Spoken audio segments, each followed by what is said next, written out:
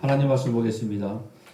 에베소서 6장 13절에서 15절까지 말씀 우리 함께 같이 봉독하겠습니다. 그러므로 하나님의 전신갑주를 취하라. 이는 악한 날에 너희가 능히 대적하고 모든 일을 행하는 위에 서기 위함이라. 그런즉 서서 진리로 너희 허리띠를 띠고 의의 호심경을 붙이고 평안의 복음이 준비한 것으로 신을 신고. 아멘. 평안의 복음이 준비한 것으로 신을 신고. 오늘 말씀의 제목을 보니까 복음의 신을 신고 뛰어봅시다. 무슨 그 동요 같은 노래 생각나죠? 네. 펄쩍 뛰어보자. 사실 에베소 6장 이 말씀 보면서 그 노래가 계속 귀에서 연상이 되는 거예요. 복음의 신발을 신는 자들은 뛸 수밖에 없습니다. 아멘이십니까? 하나님의 말씀이 우리의 심령 가운데 우리의 마음에 있는데 그 말씀은 그냥 가만히 있는 말씀이 아니라 계속 부풀어 오른 말이 마치 누룩처럼 빵에 있는 누룩처럼 부풀어 오른 듯한. 그래서 하나님의 말씀이 임한 자에게는 가만히 있을 수 없어서 복음의 실을 신고 뛰어나갈 수밖에 없는, 입을 열 수밖에 없는 오늘 말씀이 그겁니다.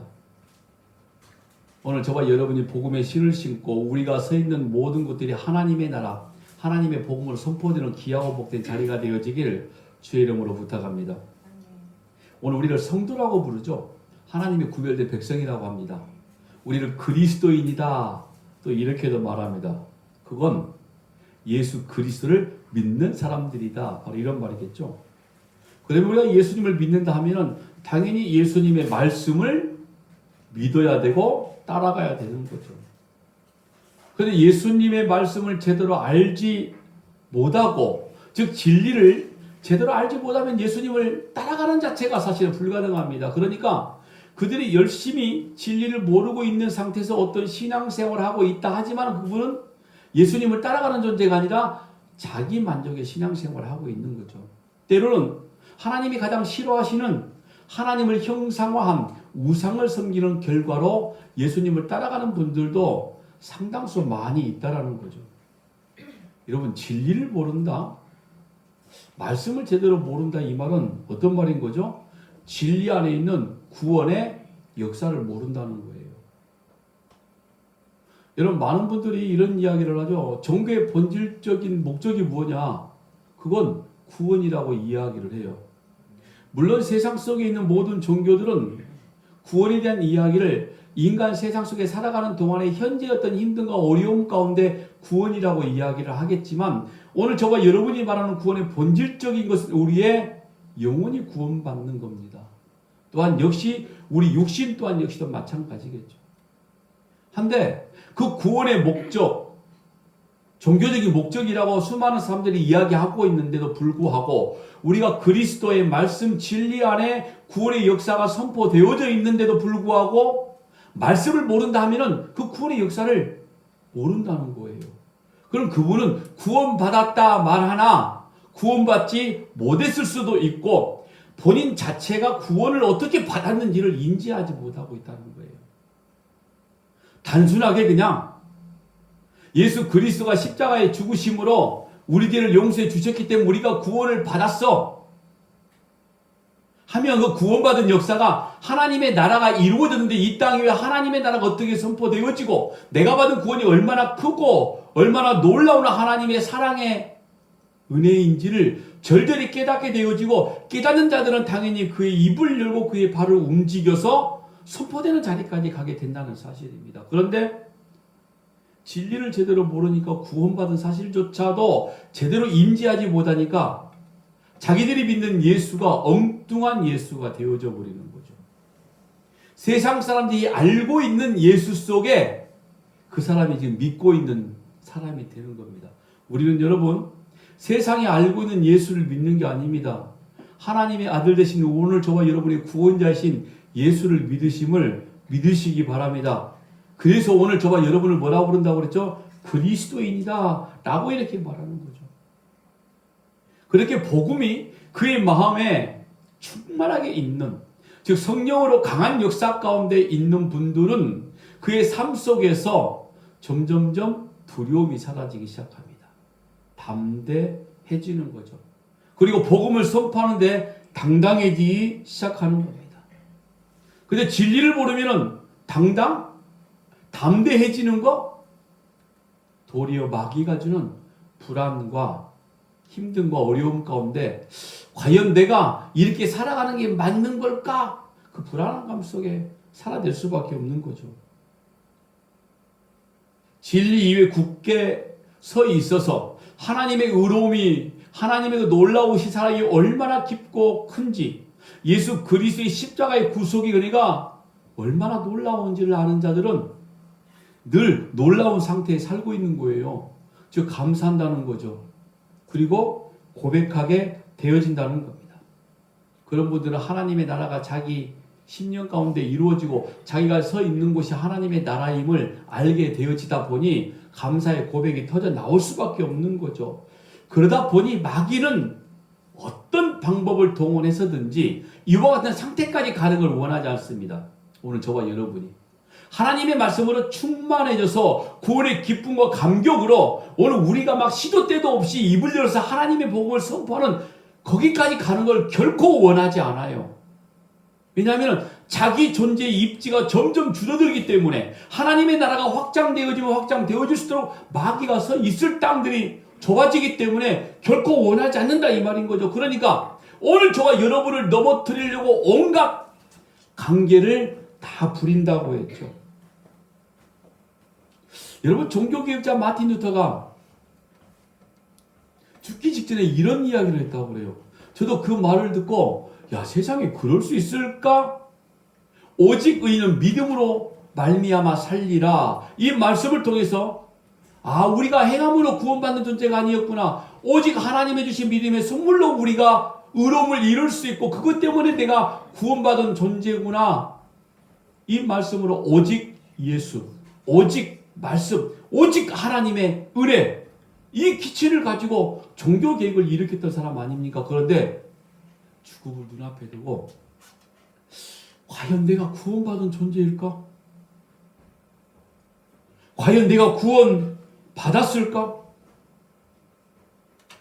하나님 정말 제가 이렇게 종교개혁을 그때는 종교개혁이라는 단어를 쓰지 않았겠지만 이렇게 제가 한 일이 과연 하나님 앞에 옳은 일일까요?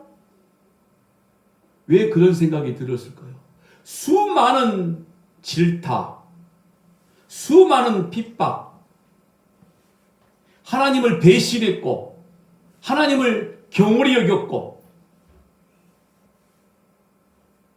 로마 카톨릭 전체를 부정해버리는 이런 일들은 하나님을 배신한 행위. 순간순간 마귀는 그렇게 속살거린 거예요. 네가 잘한 거 아니야. 야, 너 그냥 소수 너희 몇 명? 다수가 전부 다 하나님을 다 믿고 있잖아. 너희 몇 명이 이렇게 말한 게 진짜 진리라고 생각해? 아닐 수 있어. 너 만약에 아니면 어떡할 건데. 이런 소리를 계속 들었다는 거예요. 여러분 마귀가 바로 그런 존재입니다. 그러니까 우리가 매일매일 하나님의 말씀 이 전신갑주를 확인하지 않으면은 언제 어떻게 어떤 모양으로 쓰러질지 모르는 사람들이라는 거예요. 제가 이 말씀을 드리고 싶은 겁니다. 저와 여러분이 하나님의 말씀을 아주 강건하게 전신갑주 입고 든든하게 세워져 있지 않으면 언제든지 넘어질 수도 있는 사람들이라. 며칠 전에 어떤 권사님이 제게 이런 말씀을 해요. 진짜 진리가 무엇인지 알고 나니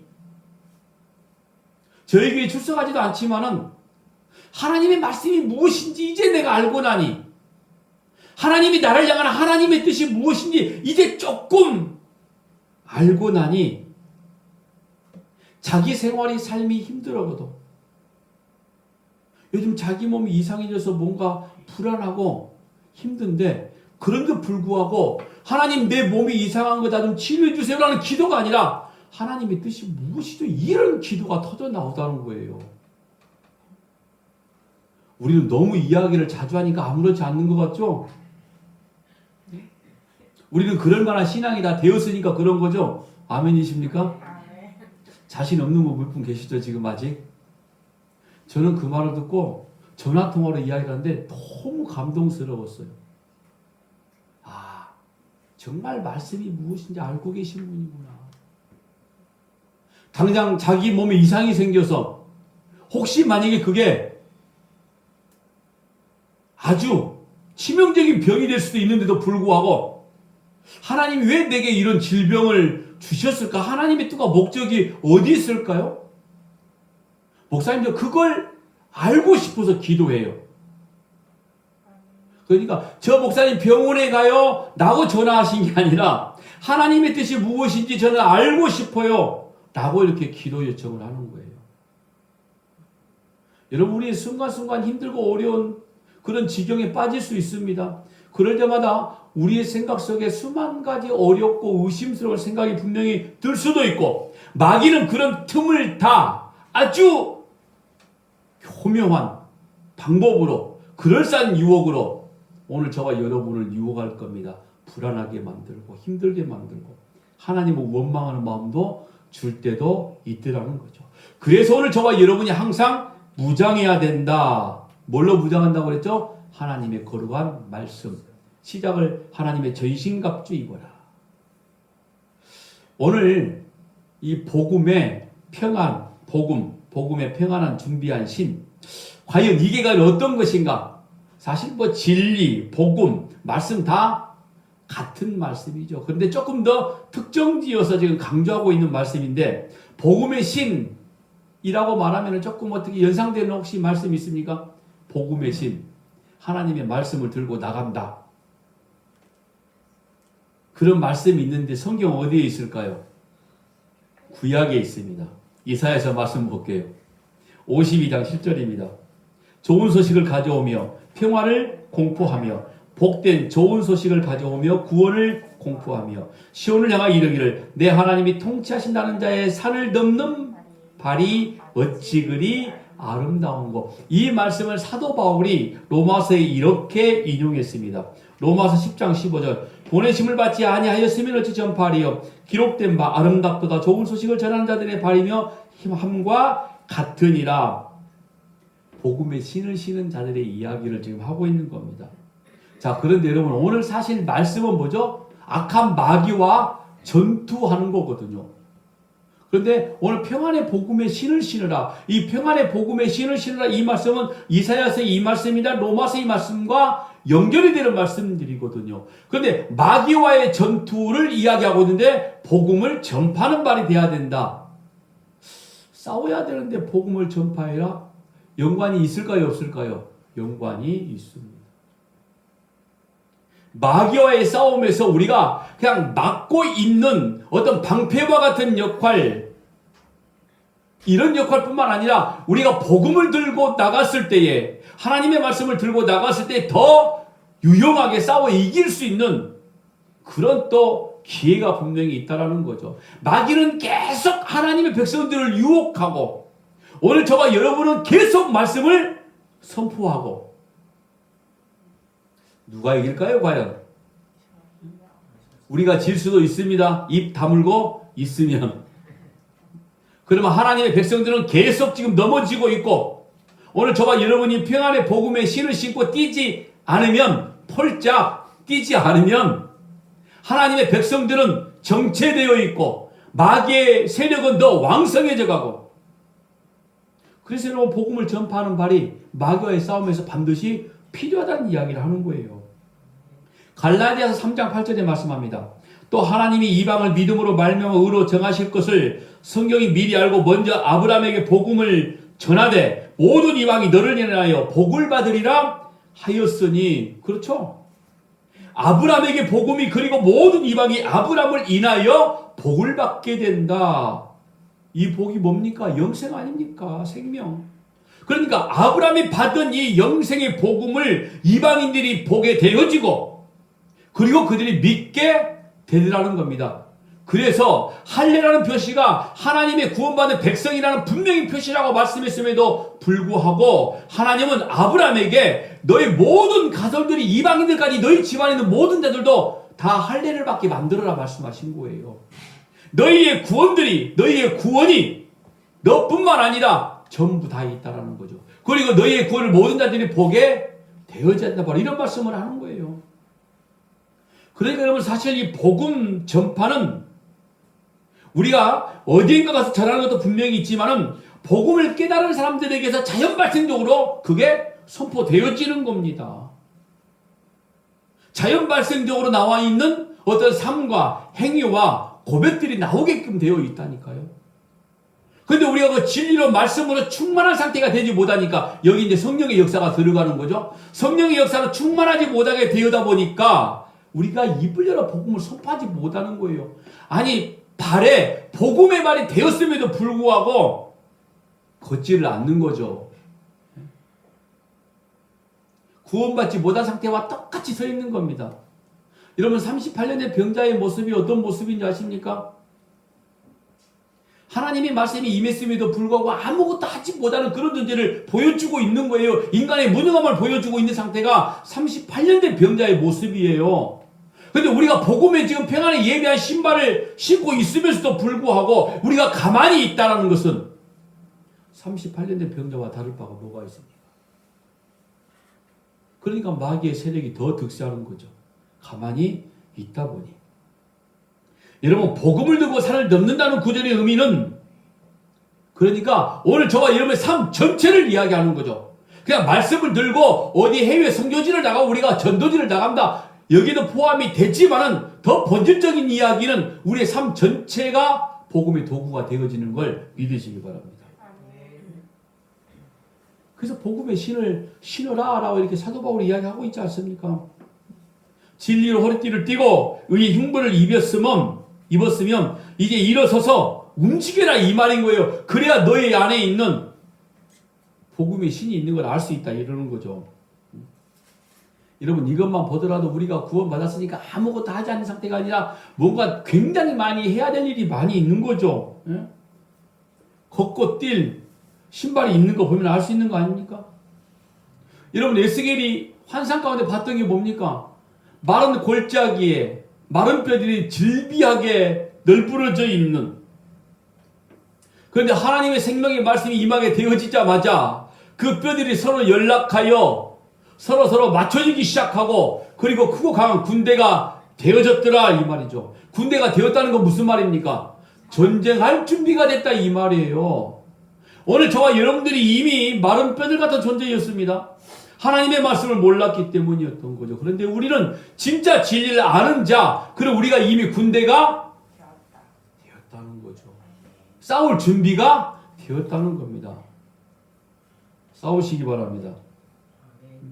하나님은 저와 여러분을 하나님의 군대로 쓰시고자 원하시는 것이지, 내가 구원받았으니까 나는 이제 아무것도 안 하고 내 구원만 그냥 이것만 어떻게 한번 유지해보자, 그런 유치한 수준에서 빨리 벗어나라. 성경의 사도 바울이 그런 수준을 뭐라고 말씀한지 아십니까? 어린아이와 같다라고 그랬어요.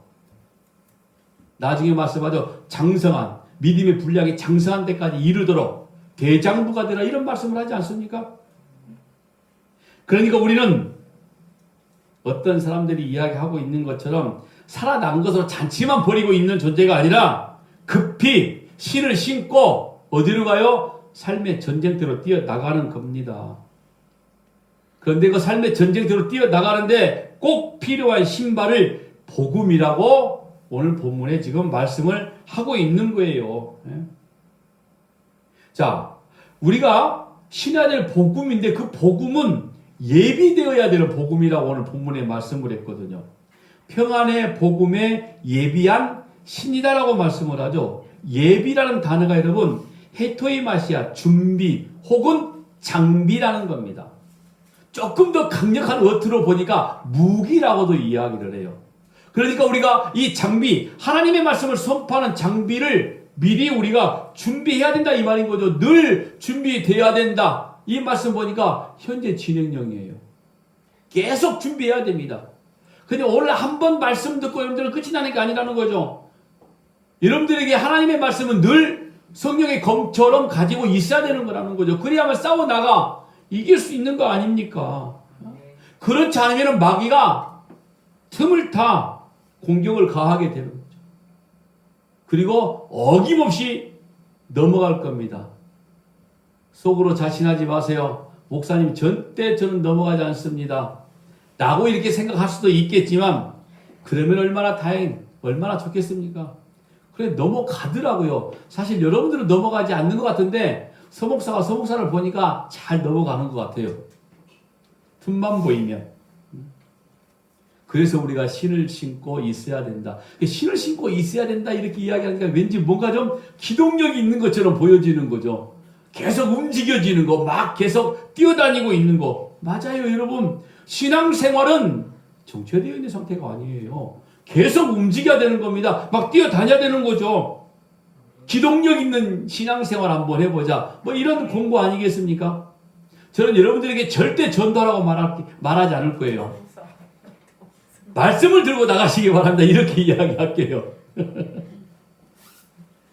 여러분 성경을 보니까 다윗과 골리앗이 싸움을 하는데 다윗은 자기 상태에 맞는 옷을 입고 나가잖아요. 맞는 걸 가지고 나가잖아요. 그래 오늘 저와 여러분에게 가장 맞는 옷이 복음이란 말이에요. 다른 방법이 아니라 뭐 사실 말씀을 전하는데 여러 가지 도구들이 굉장히 많이 있지 않습니까? 물론 유용하게 전부 다 쓰여집니다. 그런데 중요한 건 진리, 복음밖에 없어요. 물맷돌 5개와 만군의 여호와 이름으로 나갔던 다윗의 모습, 오로지 우리는 십자가의 구원의 은혜 이거 한 가지 들고 한번 나가보자 이 말인 거죠. 거추장스러운 신발 벗어야 됩니다. 오직 복음의 신발입니다. 여러분 더더욱이 제가 지금 거추장 신발을 벗어버리자 이렇게 말씀한 건 어떤 거냐면요. 신은 땅과 접촉했던 거거든요. 복음의 신이 아닌 우리의 신은 땅과 접촉되어 있다. 유대인들은 땅 자체를 어떻게 본지 아십니까? 더럽고 이 추악한 저주스러운 걸로 보고 있거든요. 왜요? 거기는 온갖 오물과 짐승의 시체와 또한 사람의 시체, 먼지와 같은 것들이 굉장히 많이 있었기 때문에 땅 자체를 굉장히 더럽고 오염된 것으로 마치 저주로 여기고 있거든요. 사실 땅 자체가 죄악, 징계의 산물 아닙니까? 범죄한 아담 이후에 땅의 소산물이 뭡니까? 엉겅퀴와 가시덤불이었어요.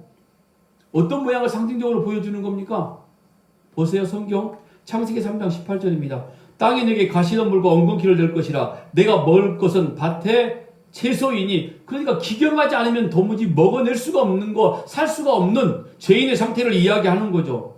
히브리서 6장 8절 말씀 보니까 만일 가시와 엉겅퀴를 대면 버림을 당하고 저주함에 가까워 그 마지막은 불사름이 되리라. 그렇죠. 가시는 저주요 징계입니다. 그게 어디서 나와요? 땅에서.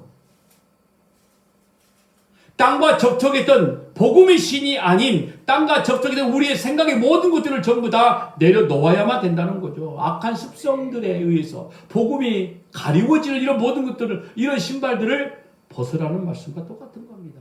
그래서 여러분 사도 바울이 이렇게 이야기하는 거죠. 땅의 것을 생각하지 말고 어디를 봐라? 이외의 것을 바라보라. 성경을 볼까요? 골로새 3장 1절 2절입니다. 그러므로 너희가 그리스도와 함께 다시 살리심을 받았으면 이외의 것을 찾으라. 거기는 그리스도께서 하나님 우편에 앉아 계시느니라. 이외의 것을 생각하고 땅의 것을 생각하지 말라. 이 땅 위에 우리가 신고 뛰어나갈 준비된 예비된 무기는, 장비는 단 한 가지밖에 없습니다. 뭐예요? 복음의 신입니다. 세상의 신은 벗어야 된다라는 거죠. 복음의 모양이 있는 것처럼 포장한 가짜 신발, 복음도 제대로 모르는 무식하고 무지한 신발, 이거 전부 다 버려야 되는 하나님의 명령인 거예요, 여러분. 복음의 신을 신으라 이 말씀은 현재 네가 지금 신고 있는 신을 벗어라는 강력한 공고의 말씀이기도 하는 겁니다. 마치 신명기서에 하나님이 이스라엘 백성들에게 명령하신 복음의 어떤 행위적인 것을 이야기하는 거거든요. 복음의 행위적인 거, 반드시 오늘 저와 여러분들이 해야 될 거다라고 이렇게 말씀하고 있는 내용인 겁니다. 여러분 신명기서 27장의 내용을 보니까 하나님께서 이스라엘이 가나안에 들어가게 되면은 에발산과 그리심산에 올라가서 축복과 저주를 선포하게 되어지고, 그 특별히 네 지파를 시켜서 가나안 땅에 들어가서 이스라엘 백성들이 지켜야 될 계명을 쭉 이야기를 해요. 그런데 그 말씀들을 보니까 전부 다 저주예요. 그러니까 너희들이 이렇게 하지 않으면, 그 땅에 들어가 지켜내지 아니하면 이 말씀을 순종하지 아니하면 다 징계, 저주였다 이 말인 거죠. 그러니까 지키지 않으면은 저주, 어디에서? 그 땅에서. 지키지 않으면 하나님이 약속한 땅이란 말이에요. 하나님의 나라를 상징한 곳이기도 합니다. 오늘 저와 여러분이 서 있는 곳이 하나님의 땅임을 믿으십니까? 하나님의 통치 아래에 있기 때문에. 그런데 오늘 저와 여러분이 그 말씀에 순종하지 않으면은 그 땅이 저주의 땅이라니까요, 지금. 복음의 신을 신어라. 이 말은 하나님의 말씀으로 무장하지 아니하면 네가 서 있는 땅들은 하나님의 통치가 이루어지는 하나님의 땅이 아닐 수도 있다라는 너무 강력한 권고의 말씀인 거예요, 이 말씀이. 그러니까 복음의 신을 신어야 되는 거 아닙니까?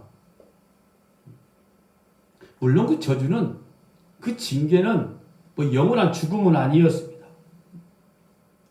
그런데 약속의 땅에서도 우리가 하나님의 말씀에 순종하기 위해서, 저주받지 아니하기 위해서, 복을 받기 위해서, 영생의 복을 누리기 위해서는 하나님의 말씀에 순종해야 된다. 저는 이 말씀을 하고 싶은 건데, 신명기서 28장 58절에 62절까지 말씀도 역시도 마찬가지입니다. 이제 복을 받게 되는 거죠. 우리가 좋아하는 말씀입니다. 들에서도 나가서도 어디서나 전부 다 복을 받게 되어지는 거. 근데 이 복, 영생의 복도 하나님의 말씀에 순종해야, 이걸 행위 언약이라고 이야기를 합니다. 그러니까 우리가 지켜야 될 행위가 있다 이 말인 거예요. 자, 그런데 여러분, 인간이 하나님의 그 행위 언약을 전부 다 지킬 수 있나요? 하나님이 말씀하시고 명령하신 거 없죠, 솔직히. 분명히 한번 지켜보자라고 이렇게 내가 생각을 해도 다 지켜낼 수가 없는 거라 이 말인 거죠. 왜 못 지킵니까? 전도서 말씀 보니까 이렇게 이야기해요. 선을 행하고 죄를 범치 아니하는 의인은 세상에 아주 없느니라. 아예 없대요. 우리가 알고 있는 말씀 로마서 3장 10절에 11절. 기록된 바 의인 없나니 하나도 없고 그것도 깨닫는 자도 없고 하나님을 찾는 자도 없다라고 말하네요. 자, 그럼 인간은 전부 다 저주받아 죽어야 되는 존재 아닙니까? 그런데 하나님께서 어떤 무리에게 복을 주시겠다라고 바로 신명기서 27장의 저주를 이야기하고 28장의 복에 대해서 말씀을 하는 거죠. 그런데 그 약속은 하나님이 인간에게 주신 약속이 일방적인 약속이어서 무조건 주시겠다는 것. 그 복이 우리가 알고 있는 예수 그리스도를 보내주셔서 우리에게 주신 생명의 복이잖아요.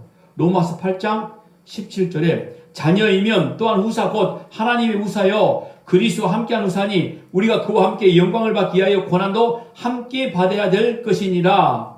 그런데 여러분 이 말씀 보면은요, 하나님의 복음의 약속을 후사 그리고 또 양자란 단어를 써서 강조하거든요.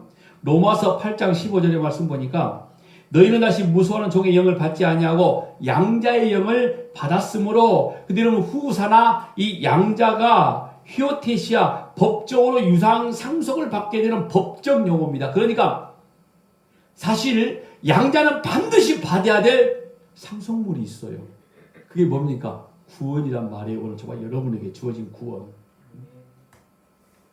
그러니까 하나님이 오늘 저와 여러분을 양자 삼으셔서 구속사건을 일으키시는 십자가의 거룩한 피로 저와 여러분을 하나님의 영생의 땅으로 완전하게 인도해 내셨다. 이 복음의 내용을 인지하고 있어라 이 말이에요. 이 복음의 내용을. 저주와 복 가운데 오늘 저와 여러분이 모든 걸 지켜낼 수 없으니 이 저주와 복은 행위 언약을 하나님이 저와 여러분에게 명령을 하셨기 때문에 반드시 버려야 되고 지켜야 될 거라 이 말인 거죠. 얻어내야 될 것이란 말입니다.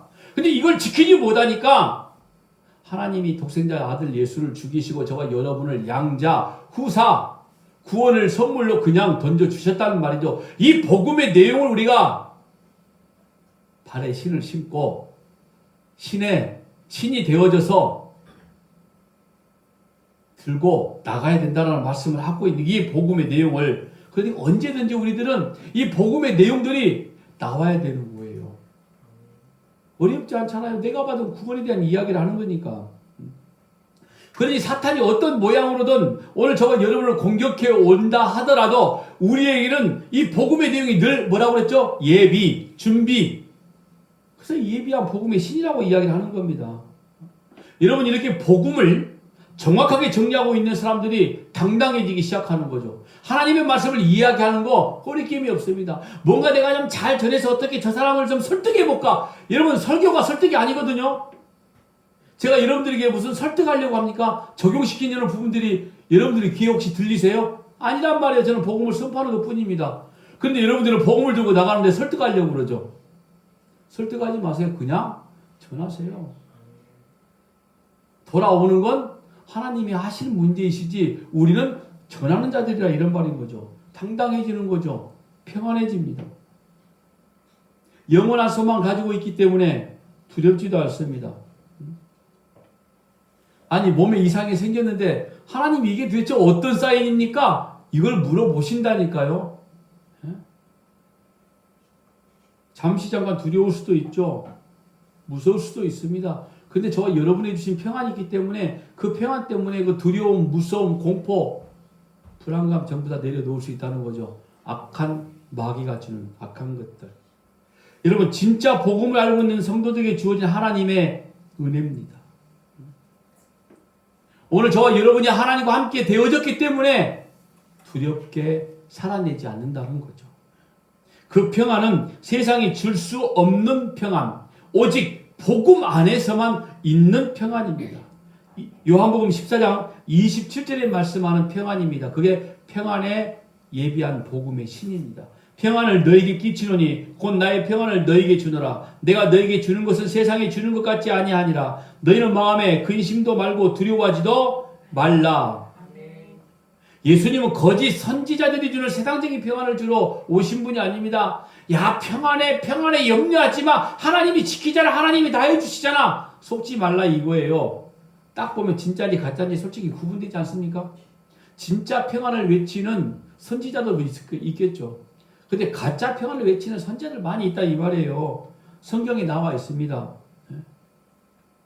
병이 낫는다든지 소원이 무조건 들어진다든지 기적이 일어나 사업이 아주 흥황케 되어진다든지 그런 데서 오는 평안이 아니라 이 말이에요. 우리는 진짜 힘들고 어려운 상황 가운데서도 세상이 알 수 없는 평안을 가진 그게 바로 진짜라는 거죠. 누가복음 12장 51절 53절 말씀 보세요. 예수께서 뭐라고 말씀하시는지. 내가 세상에 화평을 주려고 온 줄 아느냐? 내가 너희에게 이르노니 아니라 도리어 분쟁하게 하려 함이로다. 그리고 말씀하기를 그 가정 이야기를 하는 겁니다. 분명히 내게 있는 평안을 너에게 주노라 라고 이렇게 말씀하셨으면서 이 누가복음 여기에서는 내가 평안을 주러 온 줄 아니? 아니 분쟁을 일으키려고 왔어. 이 말씀은 예수 믿는 자들에게는 아예 평안이 없다라는 말씀이 아니라 세상 사람들이 말하는 그런 평안, 예수님은 그런 것은 안중에도 없다 이런 말인 거예요. 그러니까 너희들이 생각하는 평안으로 나의 평안을 만들지 말라는 말씀인 거죠. 예수께서 하신 말씀은. 여러분 어떠신지 모르겠습니다. 정말 예수님으로 말미암아 그 평안을 가지게 되었는지 아니면 아직도 여전히 세상이 주는 평안을 찾고자 하고 있는 건지 그럼 분명히 불안해질 겁니다. 한번 여러분들이 힘들고 어렵고 고통스럽고 좀 불안해진 이런 것들을 하나씩 한번 생각 한번 해보세요. 뭐 때문인지 아십니까? 복음과는 상관이 없는 것 때문에 두렵고 힘들고 어려운 거예요. 평안의 복음에 예비한 신으로 신고 있어야 진짜 예수 그리스도가 주시는 진짜 평강을 소유할 수 있다 이 말인 겁니다. 이렇게 평안에 복음을 준비하고 있는 사람은 당연히 다른 사람들에게도 평안의 사람이 되어져 가기 시작하는 거죠. 로마서 5장 1절 말씀 보니까 그러므로 우리가 믿음으로 의롭다 하심을 얻었은즉 우리 주 예수 그리스도로 말미암아 하나님으로 더불어 화평을 누리자. 여러분 이렇게 하나님이 주시는 평안으로 하나님과 화평이 된 사람들은 이런 삶을 살게 되어지는 겁니다. 또 고린도서 5장 18절 20절 말씀 보니까 모든 것이 하나님께로서 났으며 그가 그리스도로 말미암아 우리를 자기와 화목하게 하시고 또 우리에게 화목하게 하는 직분을 주셨으니 그래서 여러분 유대인들은 만나면 하는 인사가 뭐라고 그랬죠? 샬롬이라고 인사를 하는 겁니다. 이거 하나님이 내게 주신 거야. 바로 이와 같은 말씀인 거죠. 여러분 이렇게 하나님과 화목한 자들에게는 다른 이들을 화목케 하는 직책이 주어진 겁니다. 하나님이 오늘 저와 여러분 관계 속에서 화목하게 만들어 주셨다는 것은 예수 그리스도 십자가의 구속의 은혜임을 알고 있잖아요. 우리가. 그래서 우리가 다른 사람들에게 이 화목을 선포하고 알게 한다는 것은 십자가의 복음을 전한다는 거예요. 결국에는. 그리고 로마서의 말씀 보면 평안의 복음을 준비하고 있는 상태를 보여주고 있는데 로마서 12장 16절 말씀 보니까 서로 마음을 같이하여 높은 데 마음을 두지 말고 도리어 낮은 데 처하며 스스로 지혜 있는 체 하지 말라. 그러니까 여러분 이 복음을 준비하고 있는 사람이 어떻게 모든 사람과 화평하게 지낼 수 있느냐? 이거예요. 높은 데 마음을 두지 말고 낮은 데 마음을 두라 이거죠. 왜요? 십자가가 낮은 곳이기 때문에 그런 겁니다. 복음이라는 게 뭡니까? 아무 자격이 없는 자들에게 찾아온 선물 아닙니까? 그래서 복음을 제대로 아는 사람들은 높은 데 마음을 두지 않는 거예요. 자격 없는 데가 그 십자가의 구원의 복음을 받았으니. 그러니까 예수님을 알면 알수록 복음을 알면 알수록 내가 진리 가운데 있어야 되겠다는 그 마음의 결단과 진리 안에 있으면 있을수록 뭐가 보이기 시작하면 자격 없는 죄인 중에 괴수인 자기의 모습이 계속 보여지기 시작하는 거죠. 그런 사람들이 어떻게 남의 이외에 높은 자리에 있으려고 하겠습니까? 더 낮은 자리로 가게 되어지는 거죠. 자기 모습을 바라보게 되어지니까. 그러다 보니 나의 복음이 내가 받은 구원이 나로 끝나는 게 아니라 계속적으로 더 선포되기 시작하는 거죠. 그래서 복음으로 말미암아 이렇게 평안을 지니게 된 사람들은 그 평안을 다른 이들을 끌어들이는 요소로 만들어내기 시작하는 거죠.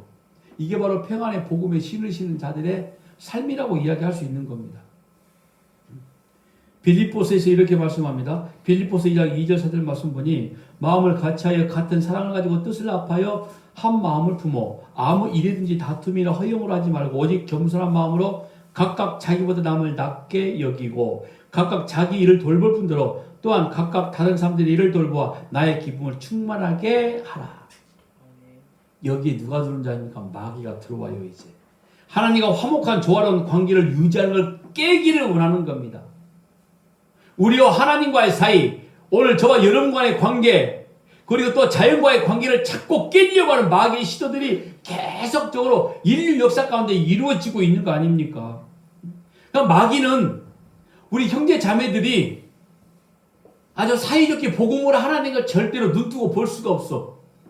어떻게 해서든 이걸 깨야 된다 이 말인 거죠. 분열을 만들고 다툼을 만들어서 서로가 서로를 싸움하게 만드는 거. 그러다 보니까 여러분 이상하게 교회 안에 그런 일들이 많이 벌어지죠. 뭐 우리 교회는 숫자가 몇 명 되지 않으니까 사실은 서로 뭐 뒷담화치고 시기하고 질투하는 게 사실 눈에 보이지 않아요. 아직은 제가 장담합니다. 많아지면 분명히 그런 일이 일어날 거예요. 가장 먼저 공격 대상이 누군지 아십니까? 서목사예요. 여러분들이 그럴 거예요.